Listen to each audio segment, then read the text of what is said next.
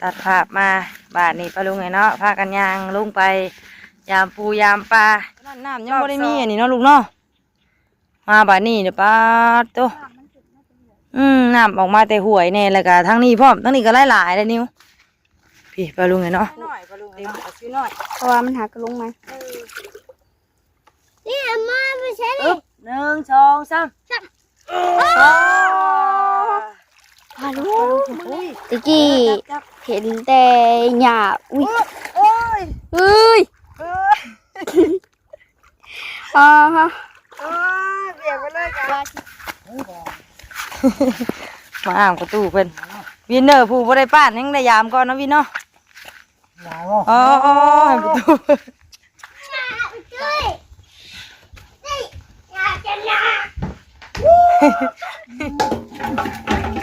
ปุ่นจะมาเฮ็ดฮึบโอ้โหบ่ถึกแล้วบัดนี้โอ้น้ำลายอยู่มันหนักกันมีแต่ปลาซิวน้อยมันหลอดแยงบ่รู้อันนี้ได้มียังอันนี้ฮะแอวหอยหอยลูกปุ่นไปแล้วบาดนี่ปลาลุงเลยไปใช้เนี่ยคือบอกประตูจ้ะบอกประตูแน่พยายามปลาก้อนประตูอีกแล้วน้องวินประตูผู้เราเห็ดแล้วยังมาท่านยามอยู่ไปก้อนประตูอีกแล้ววินเนอร์นี่เขาสิพยายามปลามาให้เด้อสิดอกอยู่ท่าวินสิพยายามมาให้โดยได้ป่ะขิวคูหน่อยปลาลุงเอ้ยไปทาเนี่ยนิ้วทาน้องวินแน่ก่อยเด้อก่อยได้ตุกเลยใช่เด้อค่อยจับลงจับมือแม่นี่ไปแดดออกแล้วบะนี่ปลาลุงเอ้ยแดดออกแล้วผู้เนาะฝนหยุดแล้วก็แดดออกบะนี่ทางเฮากะพาลูกๆลงไปยาปลาอีกคือเก้าปลาลุงเห็นเนาะรอบ2เนาะวินเนอร์เนาะ4-5 เดือน4-5 โตบ่เดี๋ยวไอ้นิวสบายดีปลาลุงเน่ใส่วินเนอร์หนูมือลูกหลานหนูมือสวัสดีป้าลุงเดี๋ยวฝากฟังชิปให้วินเยอะเลยก็ไผ่มาอินก็ไปอีกกับวินก็ไปอีกกับมาลิวเดี๋ยวขอบใจไปกันเลยพยายามปลากันเลยปลาลุงโอ้ยจางคนนี่อยู่บ่เนาะใส่เกือบอันตุกเรืองบาทนี่ปลาลุงเลยเนาะปลาเพิ่นลงไปยามปลาอีกเป็นรอบที่2บาทนี่ปลาลุงเลยเนาะผู้หันนั่นยามขึ้นไปแล้วได้น้อยนึงปลาลุงเลยเนาะเพราะว่าน้ำกำลังมาส่วงนะบาทนี่ป้าตู้น้ำปักหลายๆบาทนี่เนาะเอาปลาลุงเลยเนาะตัดภาพมาบาทนี่ปลาลุงไงเนาะพากันยางลุงไปยามปูยามปลารอบ2ปลาลุงไงเนาะเอาก่อนอื่นปลาลุงไงเนาะขอกราบทักทายสบายดีและสวัสดีปลาลุงFCกันเมื่อสุขุสุขคนเด้อปลาลุงไงเนาะพบพอกันยามแรงๆมื่อนี้เนาะตอนนี้ก็เป็นเวลา4 โมงแรงแล้วปลาลุงไงเนาะกะพาลูกๆลงมายามปลาอีกน้ำลายแท้บ้านนี้เอ้ยนิ้วอย่าพาลงเลยลูกพาลงเด้อไอ้พี่เนอร์มายืนถ่ายอยู่พี่ได้ลูกบ้านนี้ฝุ่นปลาลุงเอ้ยบ้านนี้เนาะเอ้ยนิ้วทำมาตัวนั้นน้ำยังบ่ได้มีอันนี้เนาะลูกเนาะมาบ้านนี้เดี๋ยวป้าตัวน้ำออกมาแต่ห่วยเนี่ยแล้วก็ทั้งนี้พร้อมทั้งนี้ก็หลายๆเลยนิ้วพี่ปลาลุงเนาะเต็มหมดเลยบ้านนี้เนาะป้า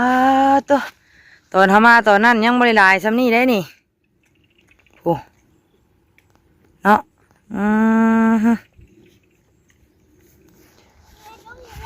อุ้ยย่านเด้น้ำหลายแท้ ยืนอยู่หันแน่ยืนหันแน่ลูกบ่แม่นลงก็ลงทั้งพุ่นแล้วลูกแม่มาเบิ่งทางหน้าพี่จะชื่อยืนถ่านแน่แม่มาเบิ่งทางนี้จะชื่อ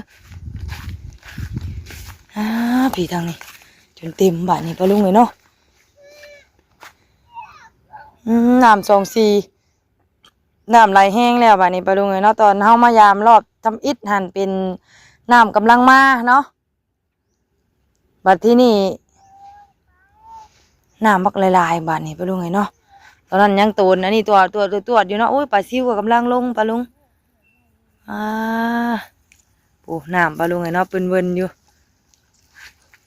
ท่วมใบเข่าเฮาแล้วอันนี้เนาะโดยห่านมึงไงมาโดดน้ำเลยไปไอวินเนอร์ยืนถ่านี่เด้อลูกเด้ออุ้ยมันลงลึกไดมาคู่น่ะ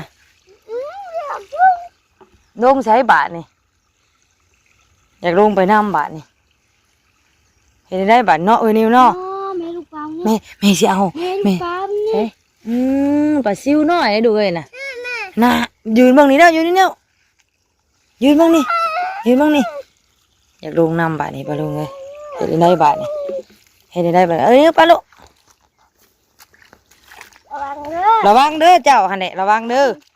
ห่านท่วมเลยปลาเด้อท่วมเลยบาทนี่ปลาลุงเลยไอวินพอแล้วเนาะช่างมาลงน้ำมันนี่วินเนอร์น้อยโอ้ย่านโบกมาพี่มายืนอยู่พ้นพี่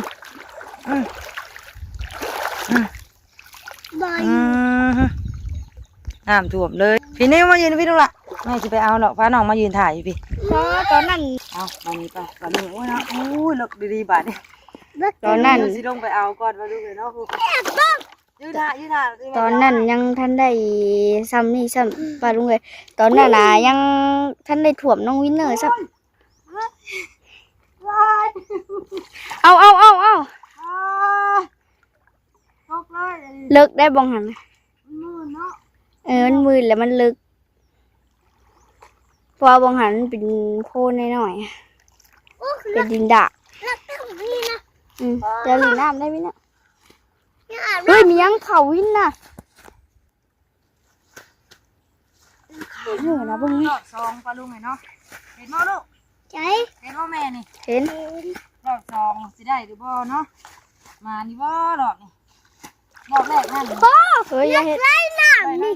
พี่นักไก่น้ำดิล่ะนักไก่น้ำในอินวินเนอร์ดินน้ำไม่ดีน้ำไม่ดูดินนักไก่น้ำดิบ้านักไก่น้ำเต็มได้ละโยงตัวน้ำไปซิ้วน้อยๆปลาลุงเนาะปลาซิ้วน้อยเพราะว่ามันหักกระลงมานี่มาไม่ใช่ดิ1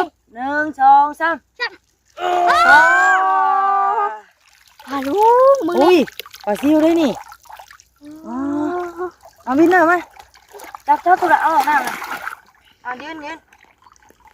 เห็นมาลูกหล่ะมาทางนี้ทางนี้ลูกไอวินเนอร์มาทางนี้วินเนอร์น่ะวินเนอร์มาจับทางนี้มันเด็กทางนั้นน่ะจับชัวร์ลูกจับเด้อเฮ้ยด่าวินแรงยังไงล่ะน้ำก้นตัวน่ะออกเลยนั่งดูออกแล้วจับคู่ดิจับไปดีคู่นะระวังได้นี่รุดหนีแล้วเลยได้นี่บอลลูนไงเนาะเห็นแม่อยู่บ่ลูกเห็นอยู่บอกบอลลูนนะเยี่ยมบอลลูนเลยเยี่ยมเห็นว้าวพุ่นว้าวไอ้บอลลูนเบิ่งจับดีๆเนอะเดี๋ยวไปมาเอาปลานี่มันจิลุอย่ามันหอกจับพี่มาแล้วแม่นี่จับดีๆเดี๋ยวนี้เว้ยลูกจิตตกน้ำเลยฮะแมงจีได้บ่แมงจีได้บ่ลุงเห็นเนาะรอบสองเฮามีแต่ปลาซิวน้อยอย่าพาลูกไม่สั่นลงกันอย่าพาแมงจีได้ซิดออกไปย่างไปน้ำมือนิ้วกูให้ถือจับดีๆจับก้อนไม่ผูกนี่ก่อน เจ้าไปพ่อน้ำเข่าได้เด้ออย่าให้น้ำเข่าได้ มีได้บ่บ่น้ำไหลไปทั้งสองทางเขาว่าน้ำมาแต่ให้หน้านี่มันสิลงไปห้วยบ่ได้เพราะว่าทางน้ำห้วยมันก็หลายมันก็เลยดันขึ้นมาไปตรงนี้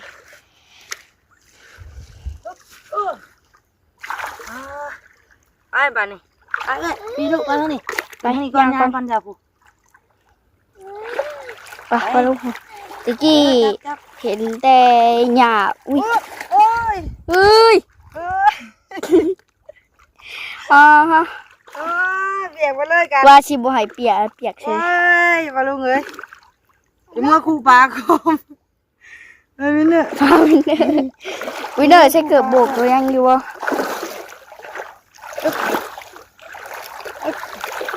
อุ้ย มันจะปลาที่น้อยแล้วบาทนี่มาให้ปลาลูก ฟ้าน้ำลึก เอาแบบนี้เปิด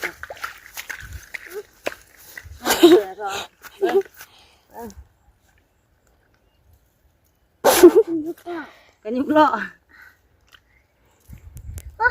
แข่งฮะเจ๋งอ่ะ ปลาลุงเบิ่งแน่บาทขี้เหนียวมันออกก่อนเพิ่นมีบ่ลูกปลานี่ปลาลุงเอ้ยเนาะมีแต่ปลาซิวน้อยบาดนี้เอาเอ้ยเนาะนี่แต่ปลาซิวน้อยบาดนี้ปลาลุงเอ้ยเนาะปลารดแล้วลูกปลาคอว้าวดูวิน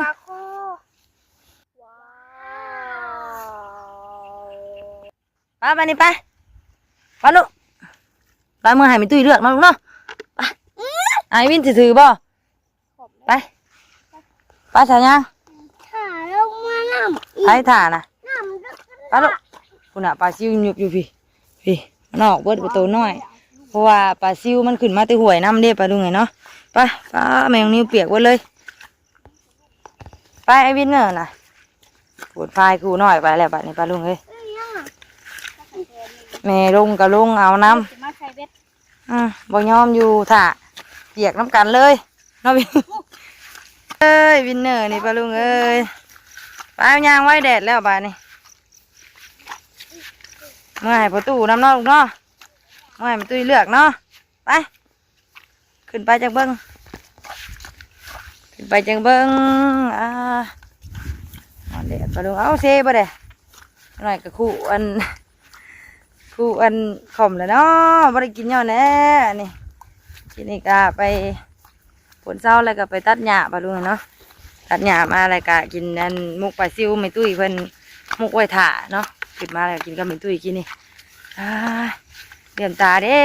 ย่างไว้หนึ่งกว่าคนหน่อยเอ้ยโอ้ยฮะ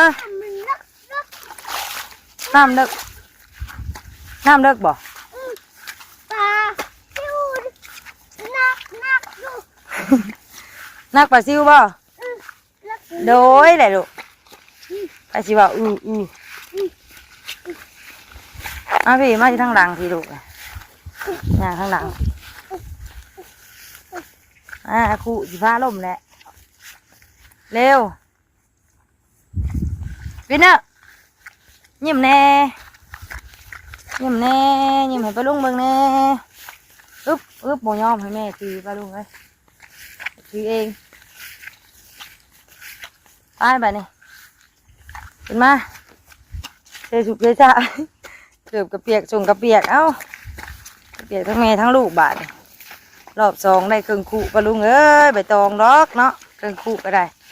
ปลาซิวน้อยเดียวเดี๋ยวปลาลุงปลาซิวได้น้อยหนึงเนาะที่เหลือมีแต่ใบตองให้มีตุ้ยเลือกปลาซิวน้อยนี่ นี่ของแม่ปลาหน่อย ไป นี่ก็โอ้ปลา มาอ่างประตูเพิ่นวินเนอร์ผู้บ่ได้ป้านยังได้ยามก่อนนะวินเนาะอ๋อให้ประตูหลายว่าจากวิน ที่ตะปลาตอง วิตาปลาตองปลาชิวน้อย ที่ตะปลากินหญ้านี่ ปลากินหญ้าเต็มคู่ โอ้ยเอา ไป ไปบัดนี้มาให้ตุ้ยบัดนี้ตุ้ยเนาะ กินหญ้า สบายกันหญ้าเลยมีตุ้ยเถอะ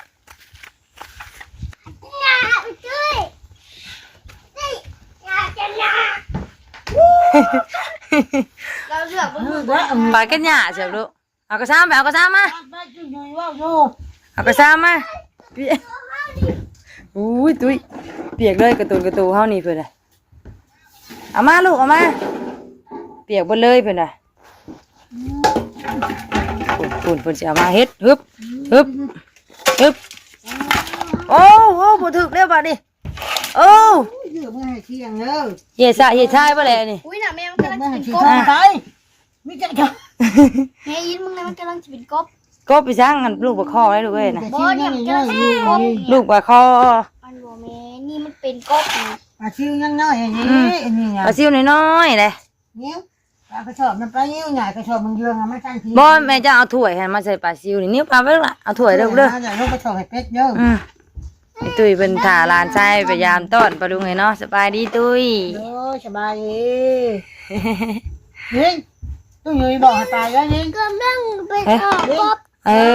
ปลาคอนี่ นี่ โดยสะดุก ตู้อยู่ว่าให้ไปเยอะขยมมาให้จุ้ย บ่ได้โซนเนาะคนเบิ่งปลาเลือกใส่ถ้วยนั่นไปอยู่ภาคนั้นลูกนะ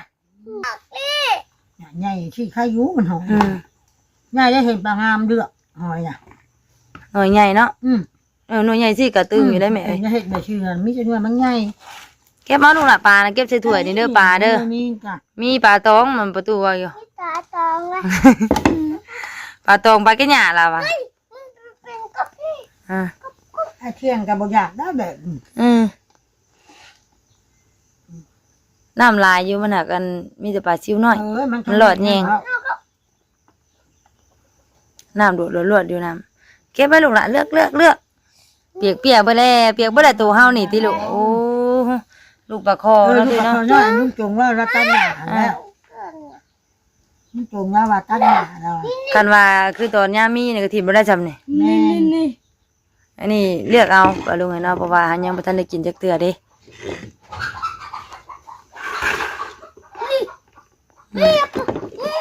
สองสับ เอาแบบ ผักมันเนาะ โตมันดูกระปูนะแม่อักนะแม่กล้ามันน่ะไงซะ มันยังไว้ตำกินกระปูค่ะมันมีกับทางไว้ บัดยามบ่มีเด้ปลาลุงเอ้ย มีกับตำใช่ไหม กินทอดกระปูกับแป้ง ตำกินกับกินจะชิ้นลากับด้วย จับแม่นี่ อาหารธรรมชาติเนาะ ธรรมชาติได้มันจะเป็นน้ำกระปู จับไป ใช่ลูกจับไว้นี่เลือกปลาบัดนี้เลือกปลาใส่ถ้วยเด้อ เพราะมันยังไม่ได้ปลาขาวตัวนึง ปลาแล้ว ก็ปลาคอตัวนึงติแม่ ปลาของปลารสแหวก เลือกเอาพ่ออยู่บ่มุกวินเนอร์เอ้ย ใหญ่ซ้ำลูกปลาคอกระดังสิใหญ่ เอาไว้ วินเนอร์ผู้อันเพิ่นบ่ได้ขุดแห้งระยามก่อนตู้อีก2เทื่อเด้ สองเนี่ยมันก็เป็น ตู้ตู้ ตาเบิ่งได้จักโตลูกล่ะ ที่สอง ที่อะไรเจ๊งเลยยังทำอะไรกินเขาเลยกินใบเลย เอ๊ะมียังน่ะ มาเล่ ปลารุ่นแล้วอย่าเห็ดมา เอาโรดเอาโรดเอาโรด แม่แม่ตัวใหญ่ครับ เมื่อกินกับมือเบิด เอาแล้วบ่น่ะพี่ซังเฮ้ย ตัวเล็ก เพราะให้ดูขนาดยามตู้ ถ้วยแล้วนี่ลูกนี่นายน่ะแม่ตุนดูเหยียบยังน่ะเหยียบไปเด้ หน้าบุหิตกับไผ่ขี้มาเห็ดเพราะให้ดูขนาดยาม ให้มีตุ้ยเลือกเส้นไม่ปลาละทน เที่ยงกับอันวินเนอร์ได้เมียผลเนอร์จังไปป้าเขาก็ได้ยามปูยาปลาให้เขา ว้าวจากวิน ว้าว ว้าวมียังอันนี้น่ะฮะบ่รู้อันนี้ได้มียังอันนี้ฮะเอวหอยหอยลูกเอ้ย แม่ แนวมันครบแล้วน่ะมันครบแล้วตุ้ยอ่ะแม่น่ะ พยาบาลแม่เหนียวเนี่ย แนวครบแล้วลูกเอ้ย ผู้บางคนน่ะมันบ่ถูกธาตุนั้นเมื่อเปื่อยแล้วเนี่ย เป็นนะเนาะแม่เนาะเป็นหมื่น มีดเรื่องนี้มาเปาะแล้วมันนิ้ว เป็นหมื่น เอ้ยบ่เห็นบ่ลูกบ่เฒ่าน้อย ออกไปแล้ว ยังน้อยอยู่ได้รอดแยงได้ยังบ่ทันเลยล่ะเนาะ ชื่อหากระบอก เอาซิวหากันสิอันเป็นตูที่แม่ แม่ปลาเค็งไปจักอันนี้ คือว่าได้ฝนหาก็สิตกช่วงเฮาดำหน้านี่เนาะ กี่เฮาก็บ่มีอันฝนปะ ล ลุง วดแน่มันลวดแน่ลูกมันลวดทุกเทื่อ ปลาซิวใหญ่ใส่ว้าวว้าวว้าวว้าวว้าวว้าวว้าวว้าวว้าว อย่างน้อย ปลาเก็ดยาอะไรวะประตูเอาวินเนอร์ วิน วินเนยได้ปลาบ่วินเนอร์เอ้ยปลาลายบ่ แค่สองไม้ สิใส่ชงมาเฮ็ดปลาลุงเชนเด้อบัดนี้โอ้แกชงแล้วบัดนี้ปลาลุงเอ้ย นี่เด็กแค่สองไม้ ใส่แกออกเสือพร้อมเสือกับเปียกเสือเปียกบ่ จูตัวนี้มันเปียกหรอ เปียกได้ตัวนี้นะแกเสือให้ก่อนเด้อโอเคเดี๋ยวแม่แกเสือให้ไปใส่ปลาลุงไงเนาะสบายดีปลาลุงกันค่ะสบายดี มาน้ำหวยป่ะ สบายดีแม่สิเห็นว่าแกไปเปลี่ยนเสื้อให้นี่ มันเดิน ไปดีปลาลุงโดยไปสัตว์ปลาลุงเลยเนาะพบพ่อกันคลิปหน้าเด้อเนาะคลิปนี้ก็พาปลาลุงลงยามปลาเป็นรอบที่2ปลาลุงเลยเนาะได้อันไม่ได้ที่เก่าปลาลุงเลยเนาะโอเคไปพบพ่อกันคลิปหน้าปลาลุงเลยเนาะคลิปนี้ลาแล้วสบายดีกันนิ้วไม่ตุ้ยสบายดีบาย เห็นนิน สบายดีของวินเด้อสบายดีเป็นสบายดีอ้อ สิปุ๊ ไม่ตุ้ยไปลุงเนาะพบพ่อกันคลิปหน้าเด้อคลิปนี้ลาแล้วบายขอบใจเด้อป้าลุง เนี่ย โอ้โหหล่อจังเลยขอบใจเด้อป้าลุง